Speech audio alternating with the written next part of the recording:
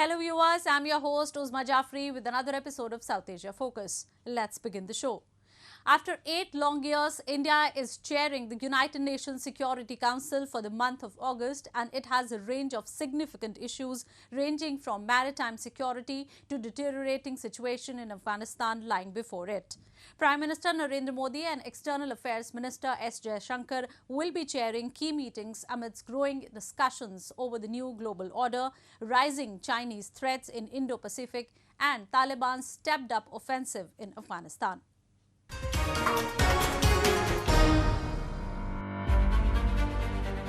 For the 8th time in the history of the Security Council, India is at the chair of the United Nations Security Council, a position a country can secure only after receiving a yes from two-thirds of the House, or in precise numbers, 129 of the 193 members.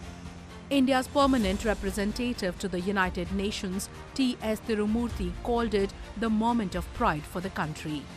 India said that maritime security, peacekeeping and counter-terrorism are on top of its agenda. Maritime security has gained more traction in the global discussions after China's growing threats in the Indo-Pacific. There are three major areas which we will focus on in August: maritime security, peacekeeping and counter-terrorism. And we will focus on these three themes through three signature events during our presidency. And as you have rightly pointed out, I think maritime security discussion is a first. And, maritime security has always received a very high priority in our foreign policy. We believe that it is time for the Security Council to take a holistic approach to the issue of maritime security, that safeguards common prosperity and other security interests. India's agenda during its presidency will also be to focus on UN reforms for a more equitable representation of the new global order. New Delhi has been advocating for the need to expand the P5 for some time now. Over the years, other countries have also been pushing for India to be included in a reformed, expanded UN Security Council. 3 major sessions on maritime security, peacekeeping operations and counter-terrorism will be headed by top leadership of India. While PM Narendra Modi will head the maritime session, rest will be chaired by S. Jaishankar. The members of the Security Council are naturally deeply concerned at the turn of events. India has always maintained that we would like to see an independent, peaceful, democratic, stable, and a prosperous Afghanistan. And we have been calling for immediate cessation of violence. We need to ensure that the neighbors are not threatened by export of terrorism, extremism, and separatism. And we have consistently underlined that the gains of the last 2 decades, especially with respect to women and minorities, should not be lost. India began its 8th term as a non-permanent member of the UNSC on January 1 and will remain as such for a period of 2 years. India will be in line for the presidency again in December 2022. The country's last term as a non-permanent member of the UNSC was in 2011-12, which was preceded by stints in 1991-92, 1984-85, 1977-78, 1972-73, 1967-68 and 1950-51. The Security Council takes the lead in determining the existence of a threat to the peace or act of aggression. It calls upon the parties to a dispute to settle it by peaceful means and recommends methods of adjustment or terms of the settlement. At a time when Afghanistan is reeling under a resurging Taliban with its attack spree killing dozens every day, a large number of locals defying death threats have come out in support of the government, saying they will never acknowledge a rule by terrorists. While it comes as a major boost to the morale of the Ghani administration, the US airstrike assistance to its forces is further rebuilding Kabul's confidence. Meanwhile, Russians, along with Uzbeks, are conducting drills near the Afghan border in line of measures being taken to prevent an uncontrollable situation in future.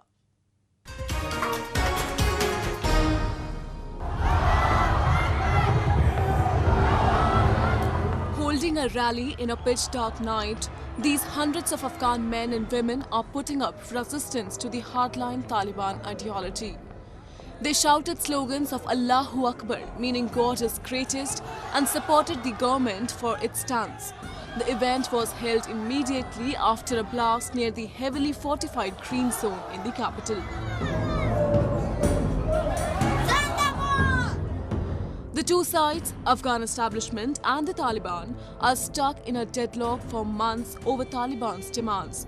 While Kabul accuses the Taliban of being unreasonably demanding, the other side charges the Ghani administration of being a Western stooge, not letting them have what is rightfully theirs. The United Nations says it is deeply concerned about the rapidly deteriorating situation in the country. It says tens of thousands of Afghans could be at risk of losing everything in the escalating fight. Moving on to Afghanistan, I can tell you that we're deeply concerned about the safety and protection of people in Lashkargah in the south, where tens of thousands of people could be trapped by the fighting. Our humanitarian colleagues also tell us that in Helmand and Kandahar, there are reported increased civilian casualties, destruction or damage to civilian houses, as well as to critical infrastructure, including hospitals. Hospitals and health workers are becoming overwhelmed by the number of wounded people. We, along with our humanitarian partners in Afghanistan, are assessing needs and responding to it in the south as access allows. The Taliban have stepped up their campaign to defeat the US-backed government since April as foreign forces complete their withdrawal after 20 years of war.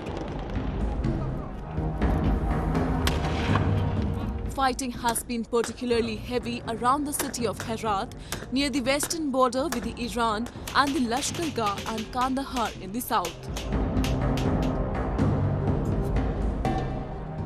The US says that it has not been abandoning Afghanistan as being projected in the media and is doing everything from targeting Taliban through airstrikes to providing safe havens to those who worked for them in Afghanistan.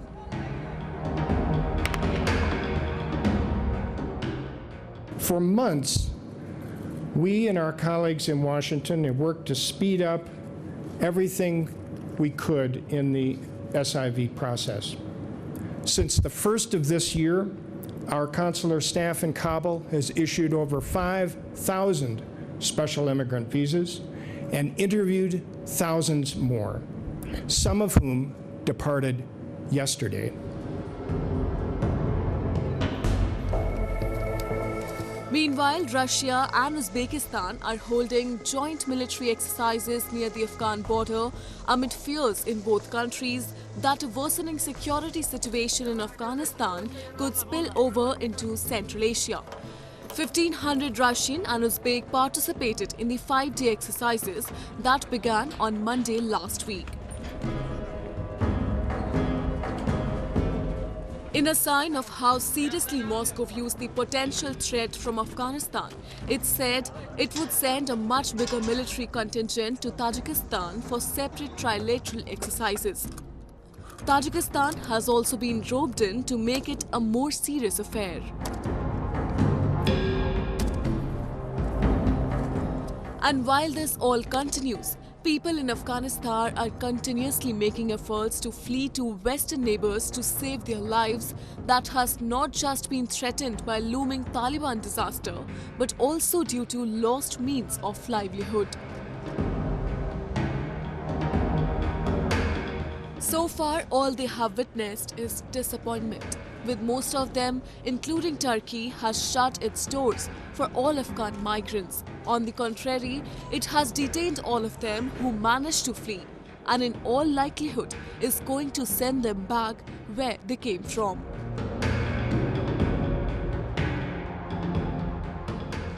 After taking a huge toll on India, the highly infectious Delta variant is now spreading rapidly in other parts of South Asia too.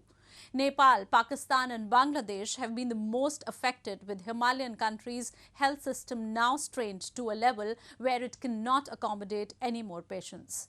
A slow vaccination due to unavailability of doses has only worsened the crisis. Pakistan, on the other side, is grappling with a completely different challenge of vaccine hesitancy, as people influenced by rumors and conspiracy theories are unwilling to take any jab. The government in such a scenario has no option but to arm twist and get the job done. Hospitals in the Himalayan nation's capital, Kathmandu, are left with limited beds. Those equipped with oxygen are even lesser in number. The government was gradually relaxing the weeks of lockdown, but the highly infectious Delta variant, which took the daily tally to 3,000 cases in a day, forced authorities to take strict measures once again. To stem the spread of the virus, they have extended it by 2 more weeks. दोस्रो लहरको कारण चाहिँ निकै नै संक्रामक virus थियो, जसलाई delta variant भनिन्छ। Delta प्लसहरू नेपालमा भेटिएको हो। दोस्रो लहर ल्याउने कारण नै त्यही थियो। निषेधाज्ञाले कर्भलाई अलिकति फ्ल्याटनिङ गर्यो, तर त्यो संक्रामक भाइरस समुदायमा रहिरहेको अवस्था थियो। संक्रमितहरू समुदायमा रहिरहेको अवस्था थियो र निषेधाज्ञा खोल्दाखेरि जुन हिसाबले मानिसहरू बाहिर निस्के, मापदण्ड अपनाएनन्, त्यसको कारणले गर्दाखेरि यो संक्रमण बढेर गयो। हामी संक्रमणको सङ्घारमा छौँ। संक्रामक भाइरस हामीसँग रहिरहेको अवस्था छ र हामीले मापदण्ड नअपनाउने भने, अझै सजग नहुने भने अझ धेरै व्यक्तिहरू संक्रमित हुने देखिन्छ।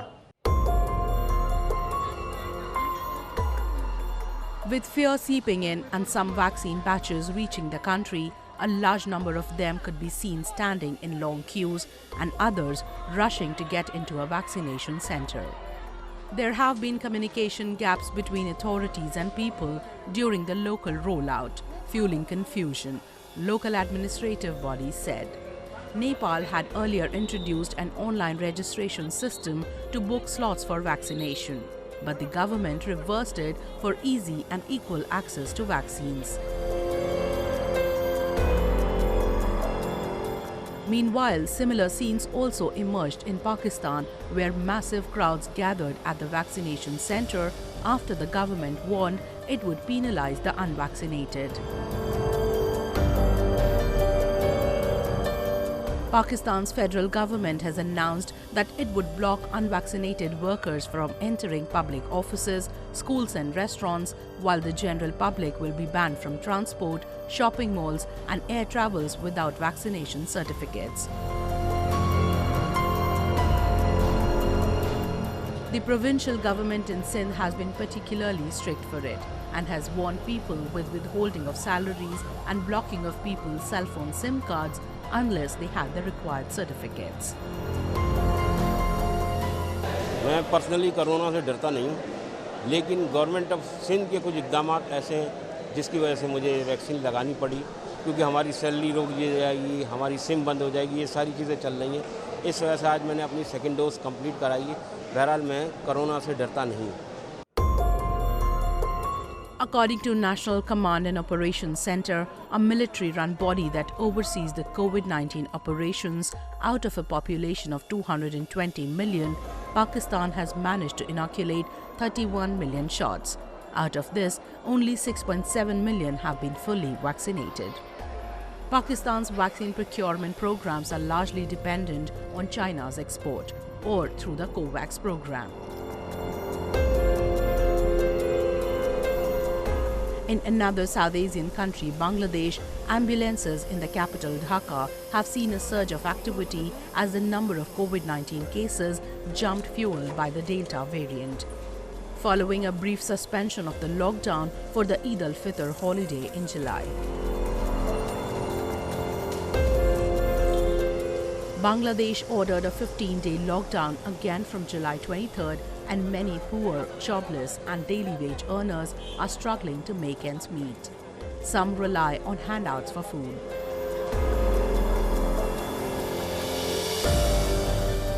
Meanwhile, India, which is consistently inoculating nearly 5 million doses per day, hasn't got complacent despite 10 times decrease in the average number of cases as compared to the second wave peak it suffered in the month of April and May.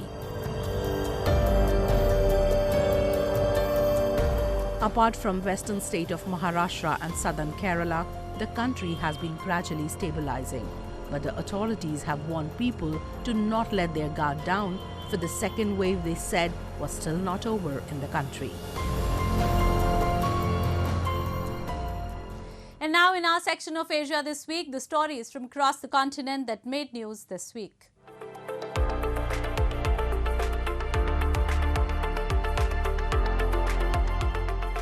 Israel was struck by 2 rockets from Lebanon this week, the Israel military has said, adding that they retaliated with artillery. Israel's Magen David Adom Ambulance Service said there were no casualties on the Israeli side of the frontier where fire burned through a field. The official military statement said that 3 rockets were launched from Lebanon, with one falling short of the Israeli border and the other striking inside Israel. Witnesses in Lebanon also reported that several rockets were fired at Israel. The border has been mostly quiet since Israel fought a 2006 war against Hezbollah guerrillas who have sway in southern Lebanon. But small Palestinian factions in Lebanon have fired sporadically on Israel in the past, and 2 rockets were launched at Israel on July 20, causing no damage or injuries. Israel responded to that incident with artillery fire.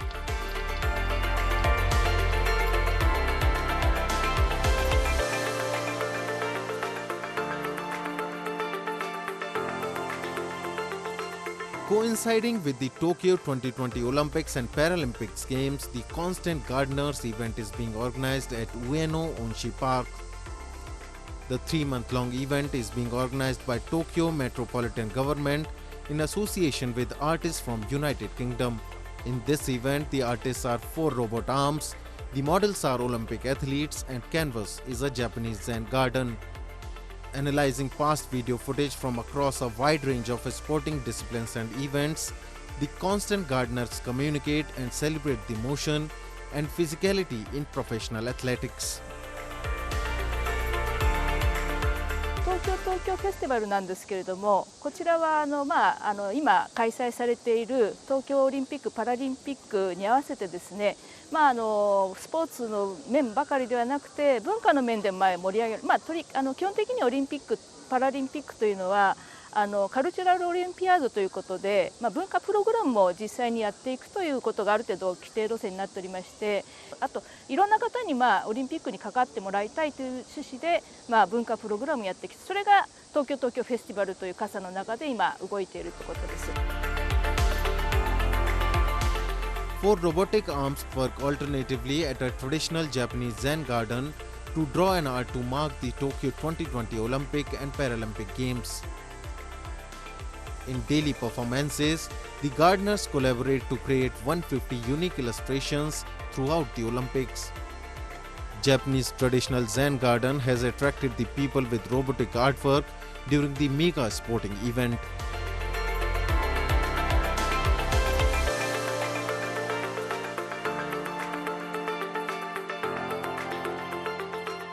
Due to coronavirus pandemic, people are compelled to stay at home in Japan.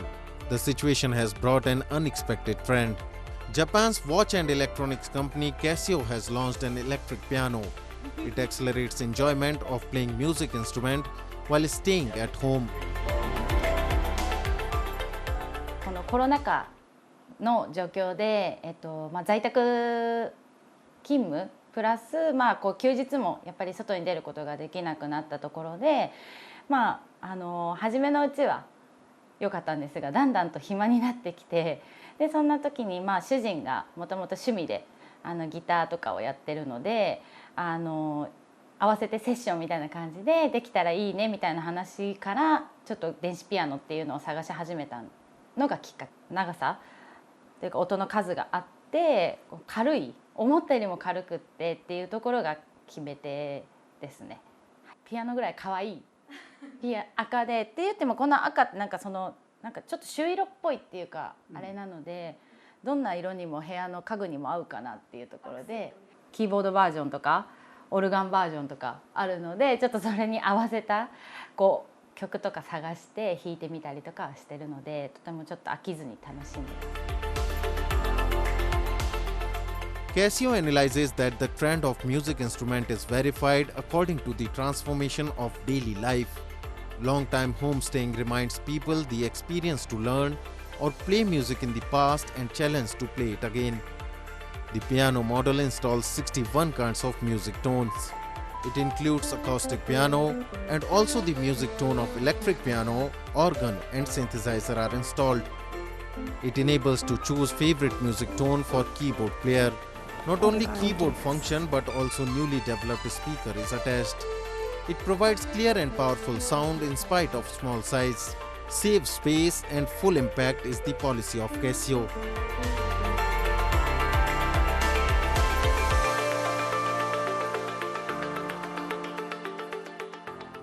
India is known for its festivals and the exuberance they bring along.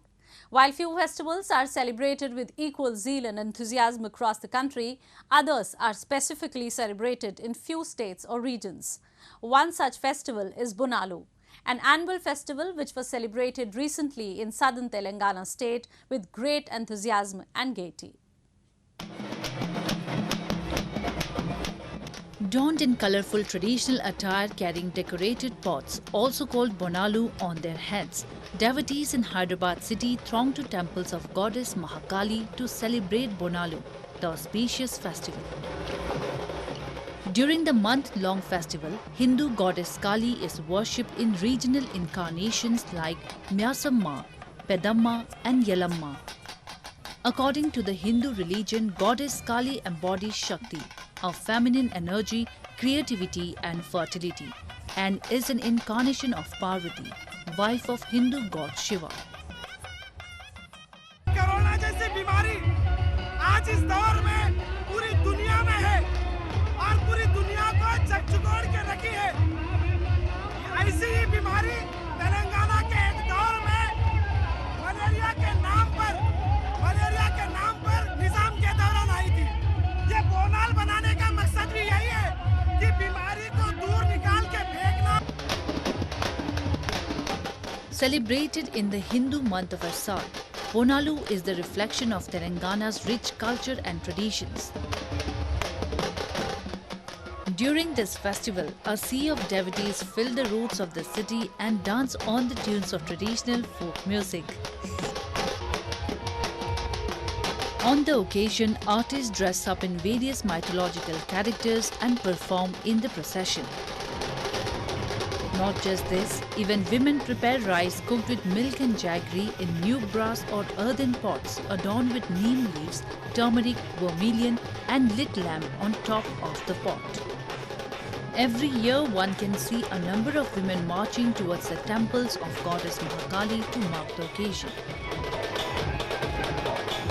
दादा से लेके परदादा से लेके चल रहा है पूरा, ऐसा कुछ भी नहीं। हमारे छोटे बच्चे भी है, हमारे भाई भी है। ऐसा कैसा हो रहा बोलो तो पहले से हो रहा है, आज नहीं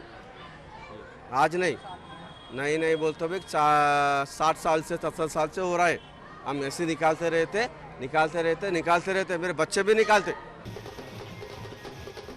Intended to protect against coronavirus and usher in peace this year, Bonalu festival is considered as a thanksgiving to the goddess for fulfillment of vows, ward off evil spirits and bringing peace and harmony.